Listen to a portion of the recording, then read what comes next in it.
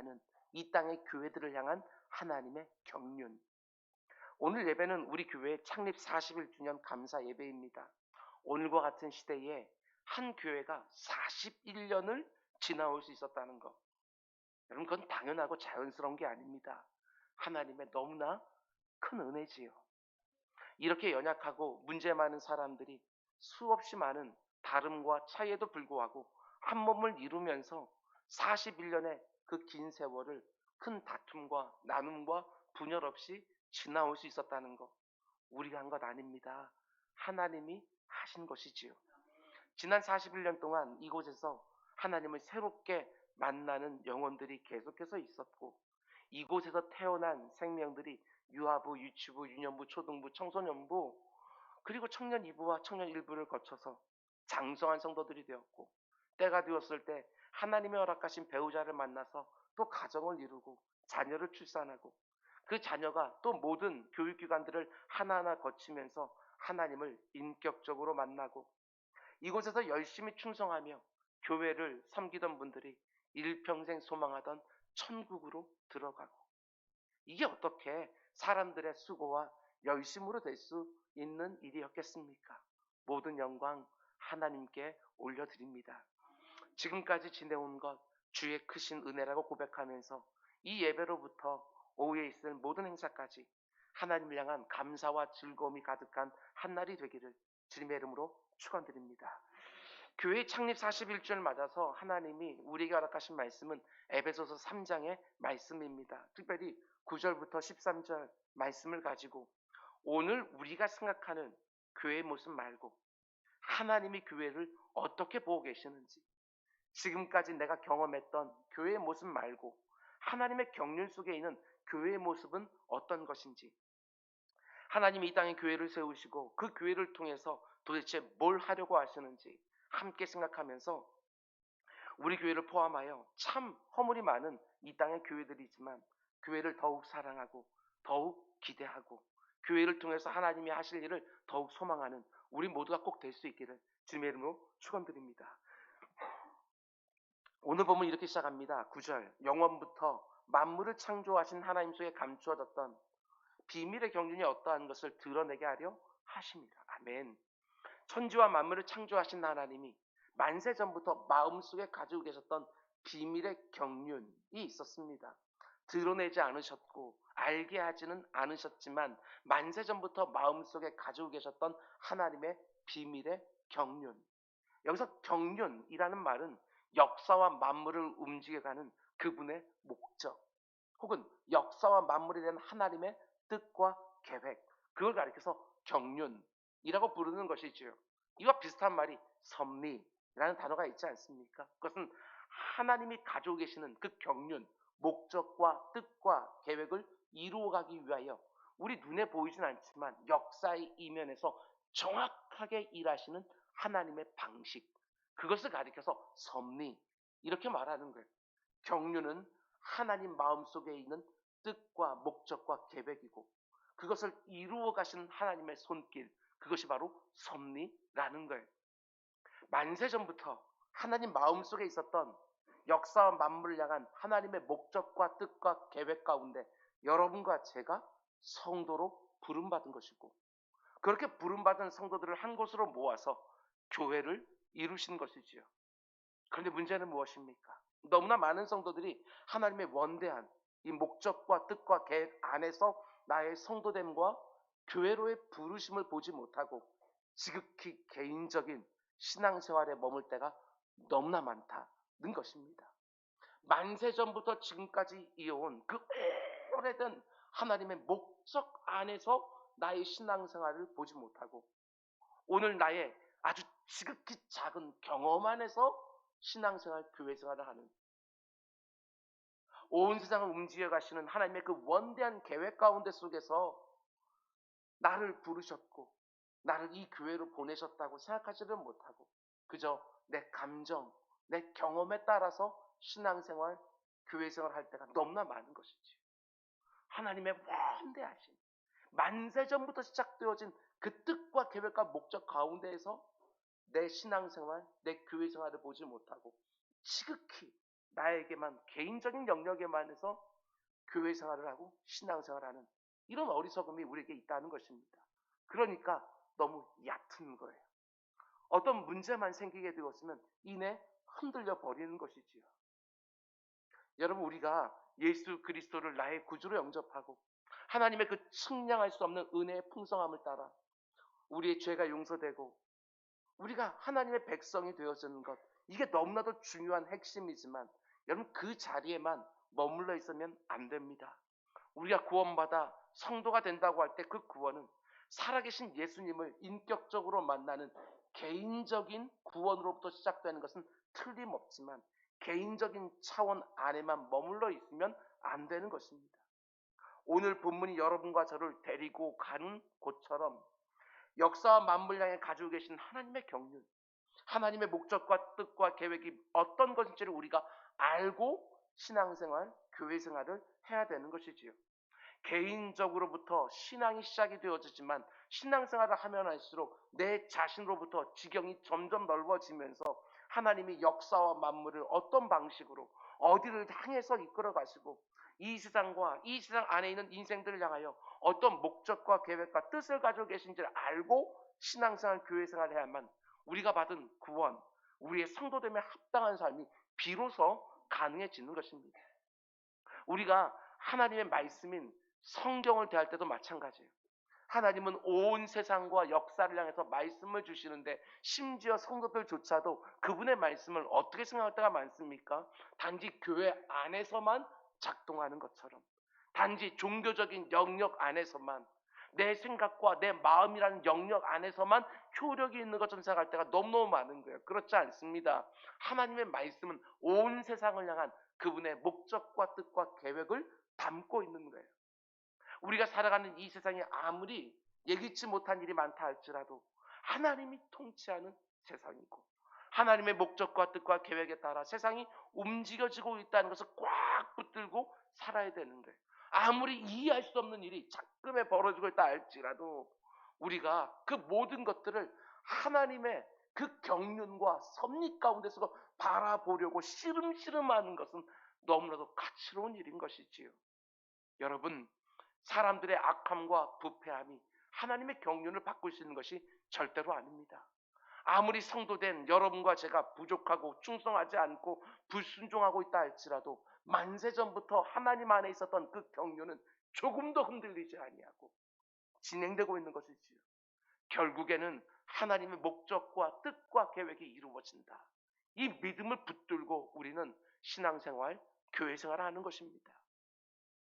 여러분, 그런데 하나님이 온 세상을 움직여 가실 때 영원전부터 가지고 계셨던 목적과 뜻과 계획, 그게 무엇입니까? 에베소서 말씀만 놓고 보면 먼저 1장에서 이렇게 말합니다. 그 뜻의 비밀을 우리에게 알리시는 것이요 그의 기뻐하심을 따라 그리스도 안에서 때가 찬 경륜을 위하여 예정하신 것이니 하늘에 있는 것이나 땅에 있는 것이 다 그리스도 안에서 통일되게 하려 하십니다. 아멘. 만세전부터 하나님 마음속에 있었던 그 경륜, 이 세상과 이 세상 안에 살고 있는 모든 인생들을 향한 하나님의 목적과 뜻과 계획이 뭐라고 말합니까? 그리스도 안에서 하늘에 있는 모든 것과 땅에 있는 모든 것들이 다시 통일되고 연합되고 하나가 되는 것, 그게 바로 온 세상을 움직이시는 하나님의 목적과 뜻과 계획이라는 거예요. 여러분, 이 주제를 가지고 성경 66권 전체를 다 꿰을 수 있어요. 2장 말씀 보면 또 뭐라고 말하느냐? 하늘에 있는 것이나 땅에 있는 모든 것들이 통일과 연합되고 하나 되는 하나님의 목적과 뜻과 계획이 지금 우리가 살아가고 있는 이 시대에 이미 이루어지고 있다. 2000년 전에 사도 바울이 만세전부터 있었던 하나님 마음속에 그 경륜이 지금 우리 시대에 이미 이루어지고 있다. 어디서? 교회 안에서. 바울이 그걸 말하는 거예요. 보십시오. 이제는 전에 멀리 있던 너희가 그리스도 예수 안에서 그리스도의 피로 가까워졌느니라. 그의 안에서, 그리스도 안에서 건물마다 서로 연결하여 주 안에서 성전이 되어가고 너희도 성령 안에서 하나님이 거하실 처소가 되기 위하여 그리스도 예수 안에서 함께 지어져 가느니라. 사람들 안에 죄가 들어와서 분열되고 나뉘어진 온 세상이 그리스도 예수의 십자가 보혈의 공로로 지금 교회 안에서 서로 원수 같던 그들이 서로 가까워지고 있고, 성령 안에서 거듭난 성도들이 서로 연결되어지고 함께 하나님의 처소로 지어져 가고 있다. 하늘과 땅에 있는 모든 것들이 통일되고 연합되고 하나가 되어지는 온 세상을 향한 하나님의 경륜이 지금 교회 안에서 이미 시작되고 있다. 바울은 이렇게 가슴이 벅차서 말하는 거예요. 여러분, 교회가 얼마나 놀라운 곳인지 좀 보이십니까? 우리의 경험 속에 있는 교회 말고 하나님이 이 땅에 교회를 세우시고 뭘 하려고 하시는지 그게 좀 보이냐는 것이지요. 인생 안에 들어온 죄 때문에 하나님과 단절되고 사람과 사람 사이가 다 깨어져 있는 이 세상을 보면서 하나님이 자신의 아들을 통해서, 성령을 통해서 다시 통일되고 연합되고 하나 되게 하시는 그분의 경륜이 지금 어디에서 이루어지고 있습니까? 그게 바로 교회라는 거예요. 교회. 사람들 안에 죄가 들어오면서 죄를 미워하시는 하나님과의 관계가 다 깨어졌습니다. 하나님이 창조하신 동산에서 하나님과 함께 거닐면서 그 친밀한 교제와 사귐을 나눴던 그 인생들이 죄를 지은 다음에 하나님을 피하여 숨고 떠나기 시작했어요. 하나님과의 관계가 깨어진 인생들은 다른 사람들과의 관계도 깨뜨리기 시작했습니다. 내 뼈 중에 뼈요 살 중에 살이다. 너무나도 기뻐하며 맞이했던 그 아내를 이제 탓하고 비난하기 시작하고, 극한 시기심 가운데 속에 형이 동생을 돌로 쳐 죽이는 죄가 들어와서 하나님과의 관계가 깨어지고 나니까 사람과 사람 사이의 관계도 다 깨어지고 만들어요. 단절과 분열, 분리. 사람과 사람 사이의 관계만 깨어진 것이 아니라 내 자신과의 관계도 다 깨어지는 거예요. 내 자신에게 낙심하고 좌절하지. 아무리 건강하게 사는 사람 같아 보여도 가까이 가게 되었으면 자기 자신에 대한 낙심과 실망이 얼마나 많은지 몰라요.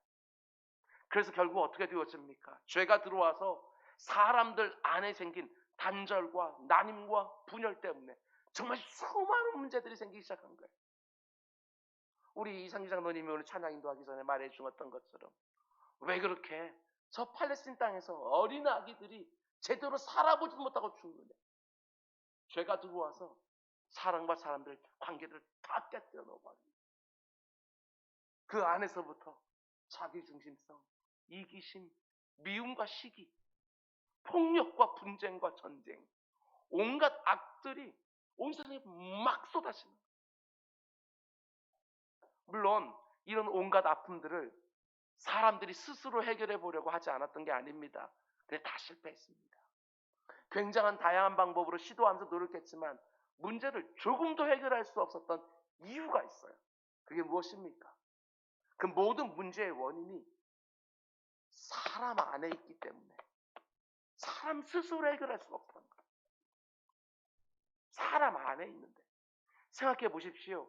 세상이 하는 모든 노력과 시도는 늘 바깥을 다루어요. 바깥을. 법을 바꾸고 제도를 바꾸고 환경을 바꾸고 교육을 바꾸고 전부가 다 바깥에 있는 뭔가를 바꿔요. 문제는 사람 안에 있는데 사람 밖에 있는 뭔가를 바꾸려고만 하니까 계속해서 실패할 수밖에 없는 거. 이런 대안 내보고 저런 대책 만들어 보지만 이 세상 가득한 문제를 근원적으로 다뤄낼 수가 없는 거예요. 문제의 근원이 사람 안에 있는데 바깥에 있는 것만 자꾸 다루려고 하니까 문제의 핵심은 하나도 못 건드는 것이지. 인생들이 근원적인 문제를 다뤄낼 수 있는 하나님의 해결 방법은 사람의 마음, 그 중심을 바꿔주는 것이었습니다. 어머니 모태에서 태어날 때부터 자기밖에 모르는, 그래서 모든 관계를 다 깨뜨리고도 아무렇지도 않은 그 죄인들을 그리스도의 복음으로 불러서 성령 안에서 다시 한번 태어나게 하여 마음 중심에서부터 새로워지게 하는 것이지요. 그렇습니다. 우리의 마음 중심이 마치 다시 한번 태어나는 것처럼 새로운 피조물이 되지 않으면 진실된 변화는 불가능한 것이지요. 우리가 거듭나서 새로운 피조물이 될 때 하나님과 우리의 관계가 회복되는 것이고, 하나님과 우리의 관계가 회복될 때 나와 이웃들 간의 관계가 회복되는 것이고, 내 자신과의 관계가 회복되면서 만세전부터 하나님의 마음속에 있는 그 경륜, 통일과 연합과 하나됨이 이루어지기 시작합니다. 이게 바로 하나님의 목적과 뜻과 계획이에요. 이 세상과 내 안에 그 안에 있는 모든 인생들을 향한 하나님의 경륜, 통일, 연합, 하나됨. 그 놀라운 하나님의 경륜이 이미 시작되었는데 어디서? 그게 바로 교회라는 거예요. 초대교회 모습을 보십시오. 사도행전 앞부분을 보게 되어지면 초대교회가 생기면서 그 모습을 보여주는데 다 여기하고 관련이 있어요. 함께 모여서 하나님께 예배했다고, 같은 말씀 들었다고, 흩어지면 각 집에 모여서 떡을 떼면서 함께 교제했다고, 여유 있는 사람들이 자기 것을 다 가져와서 없는 사람들에게 다 나누어줬다고, 유무상통했다고. 이게 인간, 죄인들의 세상에 가능한 일입니까? 도무지 불가능한 일인데 교회에서 그 일이 가능해지기 시작합니다. 통일되고 연합되고 하나가 되어져요. 하나님의 경륜이 교회 안에서 이루어지기 시작합니다. 하나님이 이렇게 깨어지고 나뉘어진 이 땅에 자기 아들의 피로, 자신의 성령으로 거듭난 사람들을 모아서 교회를 세우시고 그 안에 모든 다름과 차이를 다 뛰어넘는 것을 배우게 하시는 거예요. 지금 제가 여러분의 경험 속에 있는 교회 모습 말하는 것 절대로 아닙니다. 하나님이 이 땅에 교회를 세우시고 뭘 목적으로 하시는지, 뭘 뜻하고 뭘 계획하는지 이걸 알고서 신앙생활하고 교회생활을 해야 나 기분 나쁘다고, 나 안 알아준다고, 나 힘들다고, 저 사람들 잘난 척한다고 이러면서 교회를 깨뜨리는 게 아니라 이 원대한 계획 가운데서 교회를 봐야 내 신앙생활도 내 교회생활도 거기에 맞게 통일과 연합과 하나됨을 이루어가는 것이지요. 다른 교우들과 관계하는 게 어렵다고, 마음이 힘들 때가 많다고, 나 교회에서 이런저런 상처받았다고, 예수는 좋지만 교회는 싫다고, 개인의 경건생활은 하지만 교회는 안 나간다고, 이렇게 말하는 사람들이 점점 많아지는 시대이지만 아닙니다. 뭘 모르는 거예요. 지극히 자기의 작은 테두리 안에 그 먼데하신 하나님의 계획 가운데 있는 교회를 담아놓으려고 하니까 여기서 실패해버리고 말 때가 얼마나 많은지, 만세전부터 시작된 하나님의 경륜이 지금 이루어지고 있는 것이 바로 교회인 거예요. 비록 완전하진 않지만. 여러분, 이 땅에 세워놓은 교회들을 하나님이 어떻게 생각하는지 한번 보시기 바랍니다. 10절과 11절.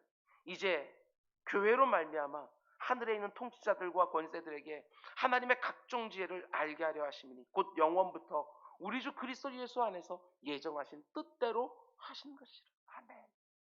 여기 보면 교회로 말미암아 through the church, 교회를 통하여 하나님이 뭘 하고 싶어 하십니까?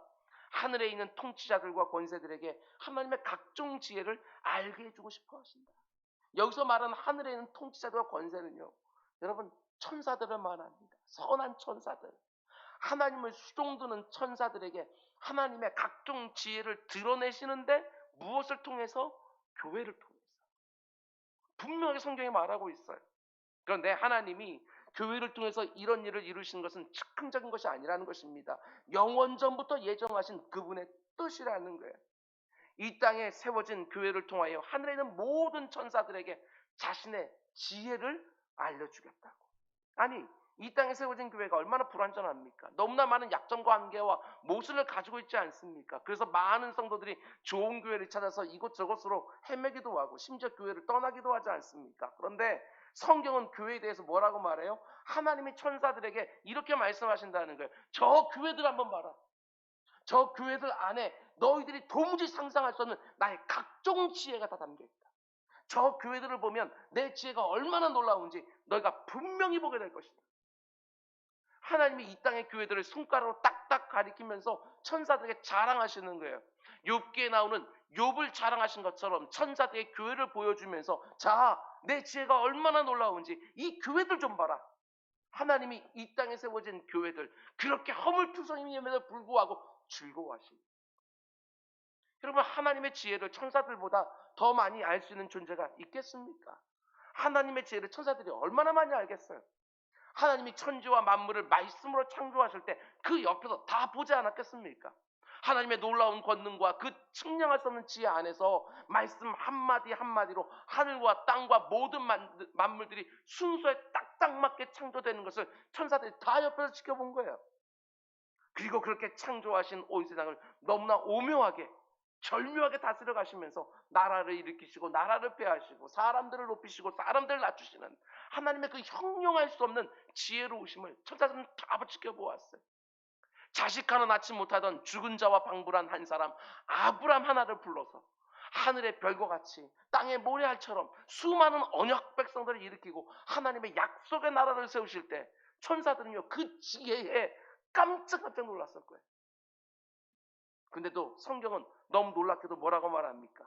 하나님의 각종 지혜의 아름다움이 교회 안에서 훨씬 더 풍성하게 드러나고 있다. 이렇게 말하고 있는 거예요. 한마디로 이 땅에 세워진 교회는 하나님의 지혜의 최고의 절정, 이렇게 말할 수 있는 거예요. 우리 생각에는 온 천지와 만물을 창조하는 것이, 그리고 그 창조한 세상을 이렇게 운행하시는 것이 훨씬 더 놀라울 것 같은데, 성경은 이 땅에 세워진 교회와 그 교회 안에 하나님이 불러 모으신 성도들, 여러분과 제가 훨씬 더 놀라운 하나님의 지혜의 절정이라고 말하고 있는 거예요. 말씀 준비하면서 이런 생각을 해보았습니다. 천사들이 이 땅에 세워진 교회들과 그 안에 하나님이 불러놓으신 성도들을 바라보면서 가장 놀랐던 게 무엇이었을까? 제가 지금까지 성경을 연구하고 목회를 하면서 늘 놀랍게 생각하는 것, 생각하면 하면 할수록 감탄하는 게 뭐냐? 하나님의 가장 대표적인 두 가지 특성이 무엇이지요? 그게 바로 사랑과 공의라는 거 아니겠습니까? 사랑과 공의는요, 우리 생각에는요 충돌할 것처럼 보이는 거예요. 사랑하면 공의를 제대로 시행할 수가 없을 것 같고, 공의를 엄격하게 시행하게 되었지만 사랑이 없는 것처럼 보일 터인데, 이 사랑과 공의가 교회 안에서, 성도 안에서 조금도 충돌하지 않냐고 정확하게 다 서 있는 거예요. 천사들이 그걸 보면서 정말 무릎을 치며 감탄하는 거예요. 어떻게 이게 가능할까? 이 모든 일이 가능하도록 하나님이 어떻게 하십니까? 엄청난 대가를 치르셨습니다. 아버지 하나님이 아들 하나님을 이 세상에 보내신 것이지. 천사들이 얼마나 놀랐겠어요. 그것도 누구를 위하여? 자기 아들을 보내십니까? 너무나도 자격 없는 엉터리들, 그 죄인들을 위해서 보내시는 거예요. 쓸만한 사람들이 아닙니다. 하나님의 구원을 받기에는 너무나 자격 없는 죄인들인 거예요. 천사들이 크게 충격받았을 거예요. 하나님이 도대체 왜 이렇게 하실까? 이해가 됐겠습니까? 그런데 더 놀라운 것은 하나님이 자신의 아들을 어떤 모습으로 이 세상에 보내시지요?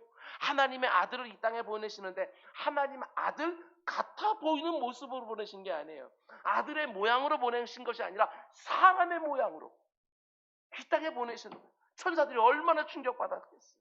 모든 존귀와 영광을 한 몸에 다 가지고 있고 온 세상도 감당할 수 없는 그 아들 하나님을 이 땅에 보내시는데, 어린 아기로, 가난한 목수의 아들로, 이 세상 보기에 흠모할 만한 그 어떤 모양 하나 없이 가장 낮은 모습으로 하나님의 아들을 이 땅에 보내시는, 천사들은 진짜 충격받는 거예요. 하나님은 어떻게 자신의 아들을 저런 모습으로 보낼 수 있을까? 그런데 하나님이 자기 아들을 그런 모습으로 보내시니까 어떤 일이 이 땅에 일어납니까? 고린도후서 8장 9절, 부요하신 이로써 너희를 왜 가난하게 되심은 그의 가난하심으로 말미암아 너희를 부요하게 하려 하십니다. 가장 낮은 곳에 오셔서 아무리 낮은 사람이라도 쭉 하고 올려주시는 하나님의 역사, 그게 드러나는 거예요. 천사들조차 귀로 들은 적 없고 눈으로 본 적 없고 마음으로 상상조차 못해본 너무 놀라운 일이 그리스도 안에서 일어나는 거예요. 천사들이 하나님의 그 놀라운 지혜에 얼마나 놀라고 감탄했겠어요. 여러분, 그런데 천사들이 가장 놀랐던 하나님의 지혜가 당연히 뭐겠어요? 무엇보다도 예수 그리스도의 십자가. 거기서 정말 많이 놀랐어요.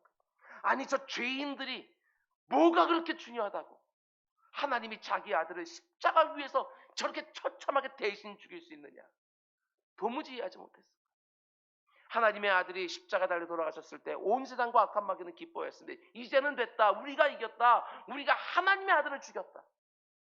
하나님의 아들이 죽어서 분명히 사망 아래 굴복한 것처럼 보였는데, 마귀가 이기고 이 세상이 이긴 것처럼 보였는데, 너무 놀랍게도 천사가 또 뭐 봅니까?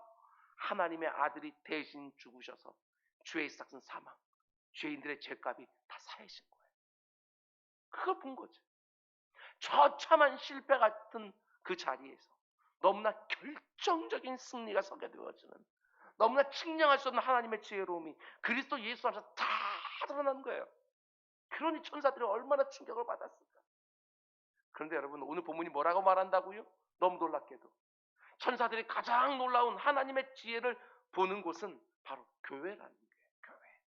하나님의 아들이 이 땅에 와서 행하신 모든 사역의 결과, 그게 바로 교회라는 거예요. 창조와 타락과 구속의 모든 역사를 하나님 앞에 옆에서 다 지켜보았던 그 천사들이 그리스도의 핏값으로 세워진 교회를 보면서, 그 안에 불러 모으신 성도들을 보면서, 이야, 이게 바로 하나님의 지혜구나 하고 감탄한다는 거예요. 저는 오늘 본문을 묵상하며 이런 생각을 해보았습니다. 하늘에 있는 천사들이 이 땅에 세워진 교회와 그 안에 성도들을 보면서 특별히 하나님의 어떤 지혜에 감탄할까. 수많은 것을 말할 수 있겠지만 오늘 본문에만 딱 국한해서 보면 천사들이 이 땅에 세워진 교회 안에서 하나님의 경륜이 이루어지는 것을 보게 되는 거예요. 다 깨어졌는데, 다 분리되고 나눠졌는데 교회 안에서 통일되고 연합되고 하나 되게 하는 하나님의 지혜, 그걸 천사들이 보는 것이지. 어머니 모태에서 태어날 때부터 죄인으로 나온 인생들은 태생적으로 통일, 연합, 하나됨 이런 거 모르는 사람들입니다. 죄가 들어와서 전적 타락, 전적 부패가 근데 있는 그 죄인들은 통일, 연합, 하나됨 이런 것은 전적으로 무능한 사람들이에요. 하나님을 영화롭게 하고 다른 사람들을 복되게 하지 못하고 언제나 내가 중심이지요. 하나님을 영화롭게 하기보다는 내가 영화롭게 되기를 원하고, 다른 사람들을 복되게 하기보다는 내가 복되는 것만 늘 생각해요. 한마디로 나밖에 모르는 죄인들이에요. 나밖에 모르는. 그러니까 통일, 연합, 하나됨 하고는 거리가 한참 멀지요. 아무리 어떤 사람이 착해 보이고 윤리적으로 괜찮아 보이고 마음도 넉넉해 보여도요, 다 거기입니다. 나 하나를 기쁘게 하고 나 하나가 잘 되고 내가 남들 보기에 좀 괜찮아 보이길 원하는 것이죠. 이게 바로 모든 죄인들의 태생적인 문제예요. 그런데 그렇게 나밖에 모르는 사람들이 그리스도의 복음을 듣고 성령 안에서 다시 태어나게 되면 어떤 일이 벌어지기 시작합니까? 여전히 수없이 불안 점이 남아있는데도, 여전히 너무나도 어리석은 자기 중생이 남아있는데도 성령 안에서 다시 태어난 새로운 피조물이 되니까 그래서 다릅니다. 조금씩 달라집니다. 남을 진실되게 생각한다는 게 뭔지를 알게 되었습니다. 나 하나만 관심을 갖고 살던 우리가 예수님을 조금씩 닮아가면서 남을 배려하기 시작하고 남과 더불어 함께하려고 하는 진실된 변화들이요, 사람마다 차이가 있겠지만 그래도 조금씩 일어나는 게 우리 같은 자기 중성을 가진 인생들에게 그런 변화가 교회 안에서, 나밖에 모르는 그런 엉터리 죄인들을 하나님이 도망가지 못하게, 너 예수 그리스도가 머리가 되고 너희들은 다 한 몸 지체로 붙어 있어 딱 하고 분명히 말해놓고 도망가지 못하게 딱 묶어놓고, 이런 엉터리 옆에 붙여놓고 저런 악한 사람 옆에 붙여놓고 하면서 나를 계속 빚어가 연단시키면 누구라도 받아서 피부치로 붙여낼 수 있도록, 어느 순간부터 받는 것보다 주는 것이 더 즐겁고, 어느 순간부터 내가 먼저 되는 것보다 나중되고, 다른 지체를 앞세우는 것을 행복하기 시작하고, 다른 지체의 눈에서 들보를 볼 때 정죄하던 내가 내 눈에 티끌을 먼저 찾아서 그거 먼저 빼고 밝아진 눈으로 다른 형제의 그 들보를 조심스럽게 빼주려고 하고, 너무나 나하고 달라서 참만 힘들고 어려울 때 있지만 절대로 포기하지 않고 교회를 향한 하나님의 경륜인 통일과 연합을, 하나됨을 이 안에서 이루어가는 천사들이 그 모습을 보는 거예요. 이야, 이게 하나님의 지혜였구나. 교회를 통해서 하늘의 모든 것과 땅의 모든 것들을 통일화시키고 연합하고 하나 만들어가는 하나님의 경륜이 이 안에서 이루어지고 있구나. 너무너무 감탄해하는 게, 여러분, 근데 이 부분이 핵심이에요. 깨어진 관계 때문에 이 세상이 이렇게 아프고 병들어가는데 하나님의 경륜이 통일과 연합과 하나됨에 있다는 것을 내가 알게 되어지면 틀림없어요. 신앙생활, 교회생활, 그리고 가정생활까지 어느 순간 하나님의 경륜이 무엇인지를 알게 되면 나도 깨닫게 되어져. 아, 내가 생생하게 살아있어서는 통일과 연합과 하나됨은 절대로 불가능하구나. 내가 살아있으면 이걸 깨닫게 돼요. 교회 안에서 문제 일으키는 분들 보면 살아있어요. 여전히 내가. 그러니까 다른 사람들 정말 힘들고 어렵게 해. 내가 나를 나의 중심에 딱 놓고 살 때는 아무 문제 없었어요. 다른 사람도 뭐라고 안 했어요. 다들 자기 중심에 놓고 사니까. 그런데 내가 다른 사람을 중심에 놓고 하나님을 영화롭게 하는 그걸 중심에 놓고 살려고 하니까 막 몸살이 나요. 너무너무 힘드는 거예요. 내 노력, 내 의지로 안 돼요. 결국은 내가 죽어야 그 삶이 가능하다는 것이 깨달아지는 것이지요. 우리 주님 말씀하신 것처럼 자기를 부인하지 않으면 불가능하지. 자기를 부인하지 않으면. 우리 주님께서 말씀하셨어요. 누구든지 나를 따라오면 자기를 부인하고. 왜 그런 말을 해요? 네가 안 죽으면 나 못 따라와. 내가 원하는 대로 못 살아. 그 말 하는 거 아니에요? 우리 주님께서 왜 십자가에 먼저 달려 죽으셨냐고요? 하나님의 경륜, 연합과 통일과 하나됨을 우리 주님께서 이루시는 문을 여셔야 되는데 무엇으로? 제가 먼저 죽으십니다. 어떻게 이렇게 깨어진 세상이 다시 하나가 될 수 있는지 그걸 보여준 거예요. 천사들이 왜 하나님의 아들 꼭 죽으셔만 했을까? 이해할 수 없었지만 교회 안에서 아직까지는 너무나도 어둡지만 성도들이 자기를 부인하려고 씨름하는 모습들을 보면서 이것을 위하여 우리 주님께서 먼저 십자가를 위해서 죽어주셨구나. 이걸 보면서 감탄하게 되었습니다.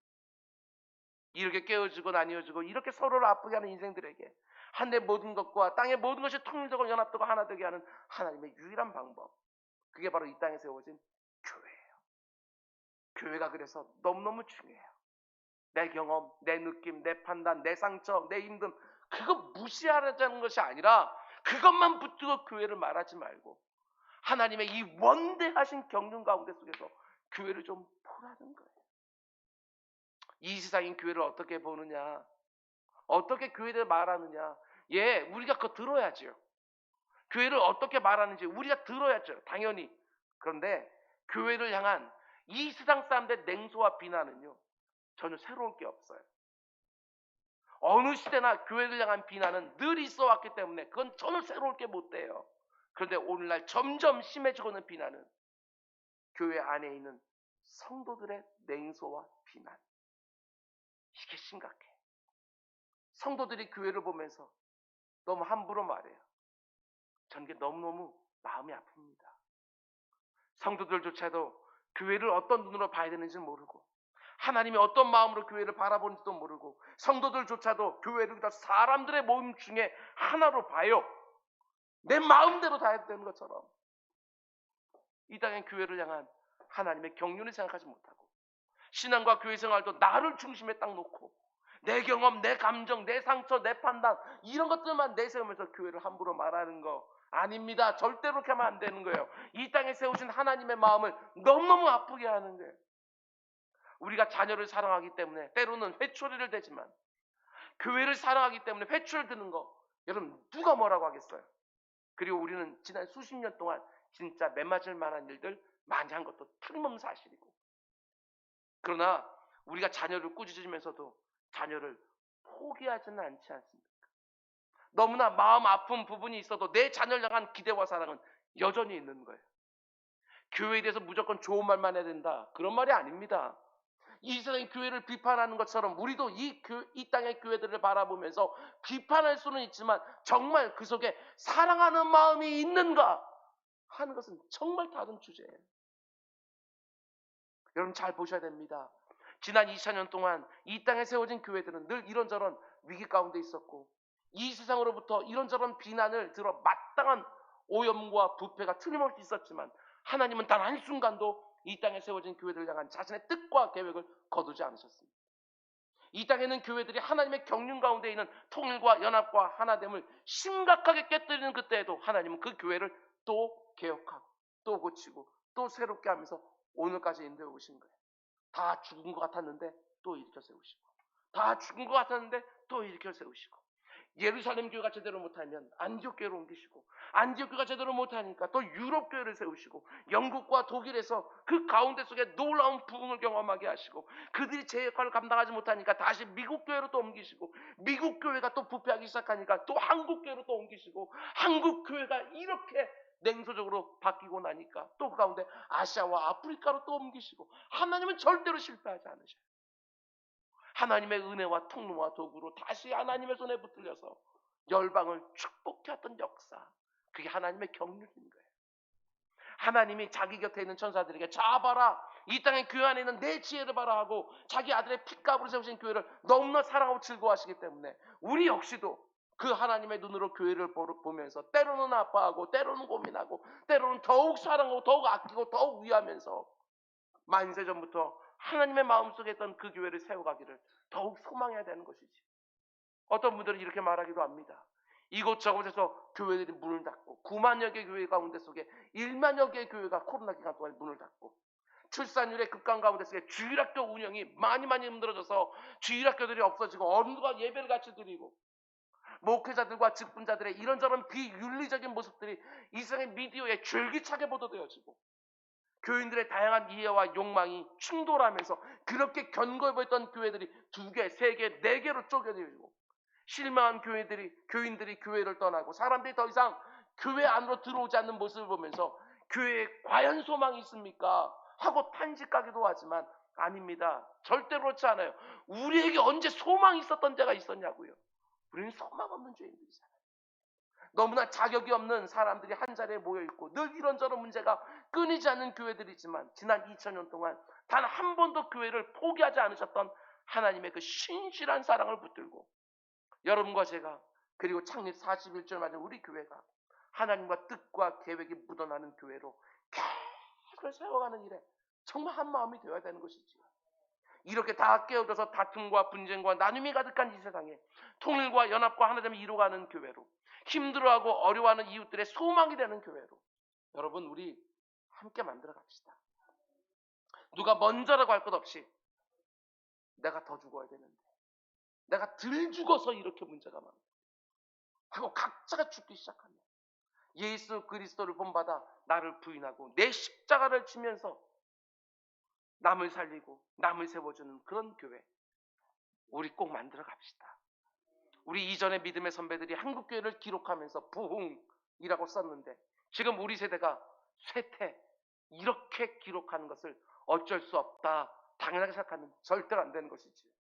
우리 교회 안에서 양육받고 있는 유아부, 유치부, 유년부, 초등부, 청소년부, 청년 2부와 1부, 우리 다음 세대가 계속해서 부흥이라고 기록할 수 있는 그런 교회로 꼭 세워져서 이렇게 패배주의와 냉소주의가 가득한 이 땅의 교회에 새로운 생명의 기운을 불어넣는 데 쓰임받는 교회로 우리 모든 성도들이 함께 소망해야지.